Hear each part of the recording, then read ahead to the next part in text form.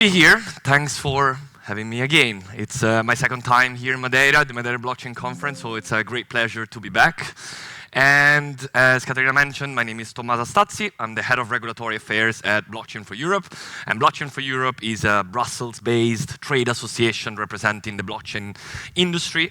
And so today I'm here to talk a bit about regulation. And I know this is not the most interesting topic, the most exciting topic, especially on a Monday morning, but that's, welcome to my life, I guess. And I'll try to make it a bit more interesting, a bit more dynamic. And yeah, so we try and actually learn something today.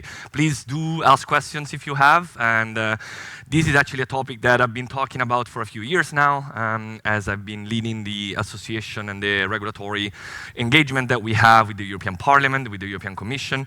And last year I was already here in Madeira to talk a bit about what was going on with MiCA. And so I'm just going to skip through just to give you all an idea what we're going to talk about today. I might skip a few of these, but I think the real topic, the real objective today that I have is to tell you a bit more about what is going on in Europe. I'm sure you've all heard about these regulatory discussions and so on, but I think it will be interesting to deep dive a bit. So, the past couple of years, is it me doing this? Okay. The past couple of years were quite interesting in terms of crypto regulatory discussions until a couple of years ago, or until now actually, the rules that apply to crypto asset service in Europe are the ones that are decided at national level, right? So 27 member states with potentially 27 different regulatory regimes. So as you, I'm sure, will be aware, if you wanted to do business in Portugal, in Italy, my country, in France and Germany, you will then need different licenses and different rules potentially that apply to your business and your services. So what has been happening in the past couple of years, especially since with the past European Commission that started in 2019, they put out a package, a digital finance package, an AML regulatory package. So as a number of regulatory proposals that were going to introduce new rules for the crypto sector, or at least actually adapt existing rules for the crypto sector, for these new type of services, financial services most of the times, that needed a regulatory framework, because otherwise, as you all know, we were a bit in a wild west, right, when it comes to the rules for crypto assets. So, three main files: the transfer of funds regulation, which is the so-called travel rule, and the law that applies and implements the travel rule in the European Union; the anti-money laundering regulation, which again harmonizes rules when it comes to anti-money laundering in the European Union and introduces them for the crypto asset industry; and then the so-called MiCA, the very famous piece of legislation, which I already talked a bit about last year, and we're going to deep dive a bit more this year. Interesting bits, as you can see also at the bottom of the tree, there is different times in which these rules start applying, and we're, especially when we look at MiCA, we're really in the most interesting moment, because the first part of the rules, the ones that deal with stable coins, have been applying now since the 1st of July 2024, while all of the rest of the rules will be applying as of 1st of January 2025. So we are just 2 months away from the big date where MiCA starts applying fully. Which means that everyone needs to be prepared. Everyone needs to somehow know how to comply with the new rules and go through the authorization process to be able to provide their services. Just quickly about why is MiCA so revolutionary? Why is it that important, right? Again, the main thing is that it provides legal clarity, right? We've been now living in the European Union in a space where the rules were not clear. And again, they were very different from one country to the other. And so there needed to be legal clarity at the European Union level. And then the other most important aspect is the passporting. And passporting means that, again, if you wanted to do business in a pre-MiCA world in different countries and member states, you needed different licenses, one license for each member state that you want to operate in. Now with MiCA, the beauty of it is that you will only need one license in your home member state. You go through the authorization process in Portugal, you get the license, you get authorized to provide these services in Portugal, and then you're allowed to passport that license across the whole European Union. So with one license, you can provide services to the whole European Union market. And then the other important aspects of MiCA is, of course, the taxonomy, right? So the first introduction of some legal definitions of what are we talking about when we talk about crypto assets, when we talk about stable coins, utility token, and so on. So very obviously important rules for people to understand what we're talking about.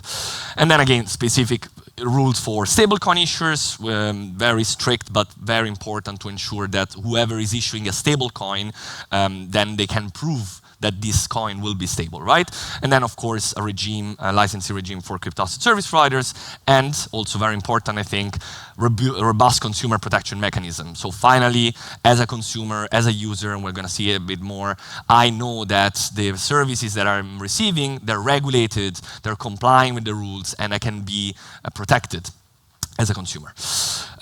So quickly, I wanted to talk about the Brussels effect. As you know, again, I work in Brussels since 5 years now in what we call the EU bubble, and the EU bubble is very much convinced about the Brussels effect. The idea that once the European Union puts out a regulatory framework, which is quite important, as the MiCA one is, that everyone else will somehow converge towards that regulatory framework, that everyone else around the world will somehow keep in mind what the European Union is doing because they also want to do business in Europe, right? And this is the same principle as the GDPR, so the privacy rules. If you want to provide services in the European Union, you need to comply with the GDPR, right? With all the cookies, we're all aware how sometimes tedious that is, but it is somehow still important. And same principle applies for MiCA.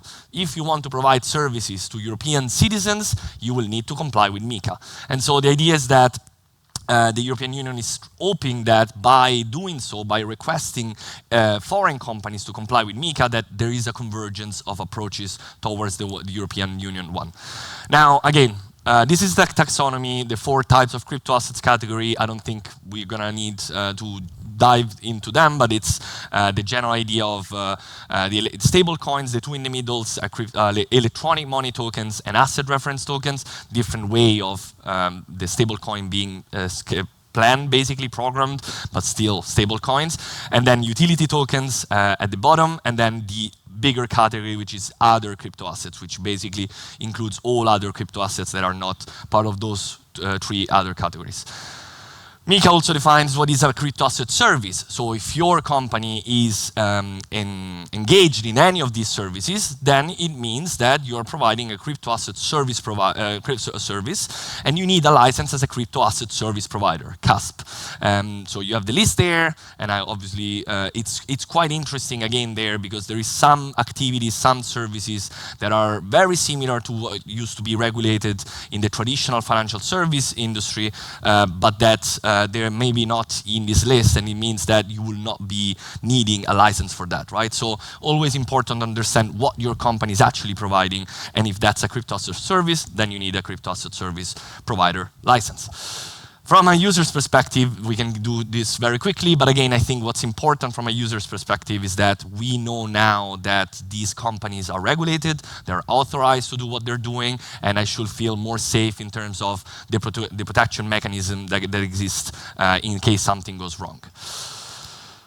Again, also from an issuer perspective, I think one criticism that we are hearing a lot when I go around and talk about MiCA now is that MiCA is quite complicated. It's quite complicated to comply with. It's quite costly.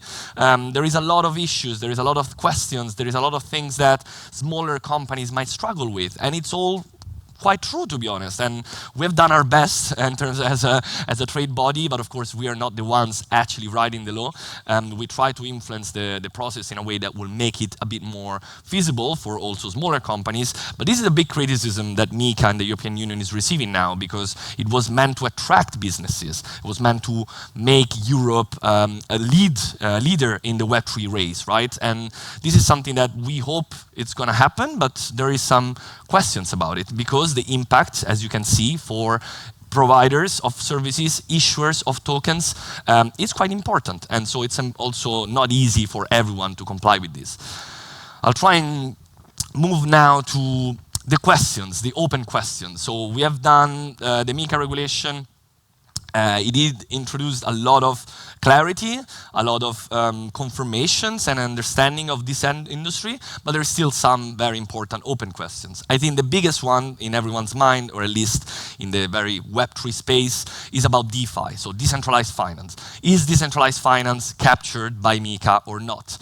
Well, the text says that it's not, because then if you're providing a service in a decentralized manner, you're not really required to comply with the regulation, because you're not, and I think this is an important point to stop there for a second. MiCA it comes from the financial services area, right? And this is also an interesting point. It's debatable whether it should be the case forever, right? Blockchain, as we heard just now in the presentation before, is not just about crypto services. It's not just about financial services-like activities. It's also about digital identities. It's also about how do we use this technology in other different sectors. So regulating everything from a financial services point of view is probably not the answer. But it made sense that MiCA came out of that because the focus is on these intermediaries, right? On these companies that are providing crypto asset services. And so in that sense, the regulation comes from a very, again, traditional financial services area. It's basically MiFID copy-pasted into MiCA, so the Financial Instruments Directive. And this is why then, when we look at DeFi, the main question that we are trying to answer with these regulatory frameworks is, who is responsible? Who is liable if something goes wrong? Who is actually providing this service that we're trying to regulate here? And how do we make sure that if something goes wrong, they are liable for what happened? Well, then the question becomes very interesting when there is no one who's responsible, because it's a collective, because it's a DAO, because it's a very decentralized somehow structure where there is no single entity who's responsible for complying with these rules. So DeFi was understood also by the European Commission as being a very interesting development industry, and they assessed and they say that DeFi was not big enough yet to be regulated, that the risks and characteristics of DeFi still had to be fully understood before actually regulating this industry and potentially killing it, right? So the European Commission said, you know what, let's wait, let's actually study this better, let's understand how DeFi is developing, what are the concrete risks that we need to address when we look at DeFi, and this is what they're trying to establish in this report that in theory is coming out by the end of the year. We already know with our contacts in the Commission that this is likely going to be delayed a bit, but still it's going to be very interesting to see what it means to be decentralized. Another big question is NFTs, and I think a lot of people here in this industry, in this conference, will be quite interested about that. Again, NFTs is very similar to DeFi. The text says that the regulation does not apply to non-fungible tokens. But then again, this is a bit of a history, I guess, of what was happening back then in 2021 when we were debating this issue in the parliament. The NFT boom was happening, right? So everyone was talking about NFTs. Even my grandma was asking me about, what is this monkey pictures and NFTs, and it was tough to explain to her. But if we manage to explain it to the European Parliament, I think I can explain it to my grandma much better. And yeah, so we try to talk to them and understand, suddenly they were all worried about, oh my God, NFTs and scams and rug pulls and fake projects. We need to do something. We need to regulate NFTs. We need to bring them into the scope. And luckily the discussion was quite open. We pushed back a lot because, again, NFTs are not financial assets, right? They should not be regulated under a financial services regulation or financial regulation. So we pushed back on that. And again, in theory, in principle, MiCA does not regulate NFTs, but then there is a very lovely recital again that talks about the fact that when they're issued in a large collection, a large series of collection, then they actually might become fungible. Which is somehow makes sense, but then there is no clarity on what large collection means. And so again, we're waiting for clarification, for guidelines, for explanations. And this is actually what has been happening in this past year. After MiCA was finalized, is that the regulatory authorities had to clarify a lot of those concepts and criteria through consultations, to guidelines again, Q&A documents, and so on. So this is what we're busy with right now, clarifying a lot of these questions. ESMA, so the European Security and Markets Authority, are publishing some guidelines to clarify when is an NFT or a financial instrument. So, after throwing all of this crypto regulation at you, we talked about where are we, but where are we heading? And I think this is the most interesting thing to me. MiCA is really not the end of this push to regulate the crypto industry in the EU. It is really the beginning. Again, the regulation lays down these fundamentals and criteria and taxonomy and definitions for the crypto sector, which are supposedly meant to increase confidence from users, from consumers, from other industries, from regulators, from institutions that somehow finally see this industry as a legitimate industry, right? We are not just scammers trying to run around and create the next fake project. This is a real industry that brings real value, and that we want to make sure that it's regulated in a way that can provide these services in a safe way for consumers. But then again, there is some discussions ongoing, as I mentioned, on NFTs, on staking, on lending, on DeFi, but unless we see some major developments, probably negative ones, then we may not see any regulatory intervention just yet. I think the Commission next year is going to focus on tokenization. This is what we have been told, that the next big focus is going to be a regulation on tokenization. And so we may leave the MiCA 2.0 for further down the line. Final considerations. Again, I think when we look back at these last 4 years of discussions with the European Parliament and so on, we are somehow happy, because it could have been way worse, and I can tell you a few stories about that. But we saved a few things, and we managed to introduce a regulatory framework that somehow makes sense. It's not perfect. Sometimes it's quite complicated to comply with, but at least provides this legal clarity, right? But then, again, regulatory certainty, legal clarity is an interesting aspect, but I'm sure you all know that a lot of companies are now thinking of establishing elsewhere, not in Europe, because MiCA is quite complicated to comply with, right? So it might be pushing some companies away. And so this is the moment in which the European Union really has to take an important step of taking the good thing that it has done in the last 4 years and build on top of that, ensure that these are implemented in the right way, that this industry understands how to establish itself in a regulated environment, and that we finally, first of all, answer those questions that we're talking about, but then really take those next steps that are missing to take the lead in the Web3 race. I think that's it. I don't know if anybody has any questions, but thank you all for listening.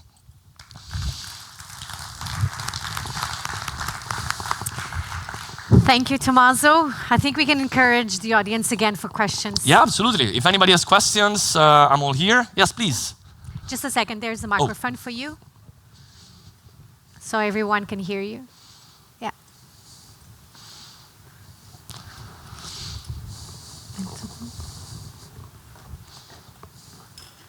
Thank you. Fabulous talk, Tommaso. I thought it was fantastic, and I learned a lot. One question, and it was a point you touched upon around the treatment of NFTs under MiCA, and I know it's a thorny issue all over. But a number of people have been asking me, because obviously those in Europe see it as like the big get out from the whole regulatory perimeter. It's this idea of fractionalized NFTs, and in particular kind of the ERC 1115 standard. I'd just be interested to hear some of your thoughts on that, because that's something that a lot of people see as an opportunity to kind of circumvent the regulatory position? Yeah, that's a good question. And I think the language around fractionalized NFTs is also not super clear, to be honest. But it does talk about the fact that fractionalized NFTs are an example of those collections of NFTs which in the end are not NFTs anymore, right? And there is this whole, they become more akin to financial instruments. They become more akin to potentially shares. And that's at least the understanding that the European Commission is having around that. There is no final answer to this, and that's exactly what I would suggest to look out for the ESMA guidelines on this question, which are supposed to come out very soon, I think. And they will at least focus exactly on this point. When is an NFT a financial instrument? And in that case, then, of course, if an NFT is considered a financial instrument, you need to comply with financial regulation. There is no way out of that. But if it's not, then it can be an NFT. Again, if it's not issued in such a large series that loses this non-fungibility aspect. Thank you. You're welcome. We have down here, and I think Carlos as well. Down. Oh. There is just a second. Yeah. Yeah. Good morning. My question is simple, is about the GDPR. How will European Commission audit who is doing the right thing or not? In terms of MiCA, you mean? So looking at the GDPR example? Exactly. Okay, so yeah, the question is... I can give you a few examples that nobody is respecting GDPR in some markets. 100%. And I think that's a huge problem. Yeah. That's why I'm asking. Yeah, so that's a great question. The issue with GDPR, with our privacy rules, as many might know already, is that the enforcement is not always very clear, right? And there is a lot of issues also related to the fact that when companies are establishing all in one country because of different reasons, then that's the national competent authority that needs to evaluate all of their cases, right? And that's the case with Ireland and GDPR and so on. So there might be a similar issue, as in if everybody starts going to the same single home member state and establishing there, it might be more complicated. But at the same time, it's always important to remember that there is also EU-level supervision in the MiCA framework, right? There is significant stablecoins issuers, significant arts issuers, and so on. So those entities that are issuing massive stablecoins, largely used, that supervision goes at EU level, for example, right? So there is some mechanism that are trying to be implemented to somehow circumvent those issues that are created by this system where there is one single home authority, let's say, that is supposed to to supervise the compliance of companies in their home member state. So there is some mechanism to that. I think, generally speaking, this is one of the biggest questions in Europe on how will we be able to enforce our rules. We have great rules, but then if we don't enforce them properly, they're just something on paper, right? So I totally agree with you. I think there is a lot of interesting discussions on that, also because GDPR will be potentially reviewed next year. So maybe that will also influence then the discussions around implementation of MiCA. We had down here, please.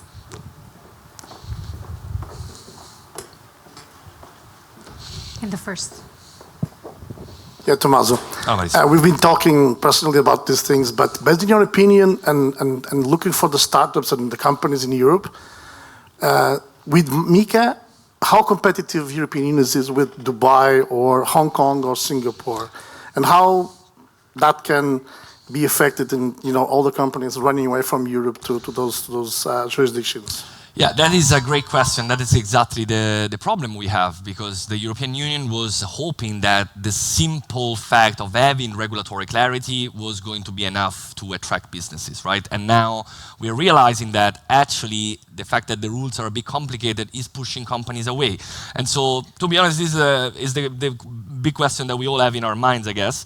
Dubai and other jurisdictions are offering somehow some easier regulatory frameworks, but also easier access to funding and things like that. So it will be quite interesting to see. Honestly, we've been talking about it with the European Parliament, with the European Commission in the past few years and months and so on. And there is an understanding that MiCA is not enough, and that there needs to be something else done on top of the regulatory certainty. There needs to be support for these companies and access to funding and opportunities like that. This regulatory sandboxes, the other type of sandboxes that are being launched.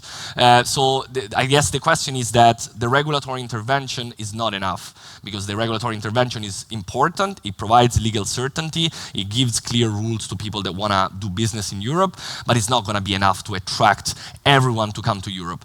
At the same time, it's still important to remember that if anybody, if they want to touch Europe at all, they do need to comply with the European, with MiCA, right? So it's a bit of a dual sword, right? We're trying to somehow attract them by saying, come here, you get one license, you have access to a 500 million users market, right? We have one of the biggest single blocks in the world in terms of a market and so on, and access to services. But then at the same time, we're asking them to comply with such strong requirements sometimes, which are going to be pushing away at least the smaller companies. I would say that in the next couple of years, we're going to see a lot of consolidation in any case within the European market. Bigger companies are going to be find an easier way, an easier life to comply with the rules, and some others are probably going to find their home elsewhere at first, where they can establish, innovate, bring their product to life, and then probably come back to Europe once they're ready to comply with the rules. I think that's all. I know we have one. Yeah, so many questions. I think this topic Usually will be people more. are like, oh my God, policy and regulation, I can't do this. 9 It's a a.m. big on a deal right now, Monday so morning. don't I know, worry. no, but it's great. For me, it's great. So, like, usually this is, I have empty You rooms should in come front of me. at 9. Would be easier. Oh, yeah? Yeah, You you think? see, Okay. you made my job easier. Please. Hi, good morning. Yeah. Hi. I have a question in terms of the procedure to get a license. I want to understand how much harmonization it is in MiCA. So is the procedure, is the EU member states responsible for the procedure to get a license, or the procedure is centralized at the Union? It's the member state. So you need to choose a home member state if you're established in Portugal because your business is here, your market of reference is here, and so on. You just deal with the Portuguese national competent authority. You go through the process that they establish. As far as I know, there's still some questions on whether it's Banco de Portugal or the CMNV that is in charge of certain parts of the regulation. I guess I could be standing corrected here, but there is some questions there, but then once the process is clarified and finalized, you as a company needs to go through that process, notify your intention to provide certain services that are regulated from MiCA, and then once you get the license, you are able to provide those services across the whole European Union. Is that what you wanted to know, please? Yes. Yeah. I have a follow-up question, Yes. which is there any plans for minimum requirements in the future? Because, for example, if a member state has a very lenient way to get a license, I can just go to that member state instead of going to a harsher member state. So that's another interesting question. That's exactly what everybody's trying to figure out now. Which member state should I go to? There is a lot of considerations to be made there, from taxation to language of your service, whatever you actually want to, look into a home member state. But indeed, there will be differences amongst the authorities, right? There is going to be some authorities that are going to be able to process licenses way faster than others.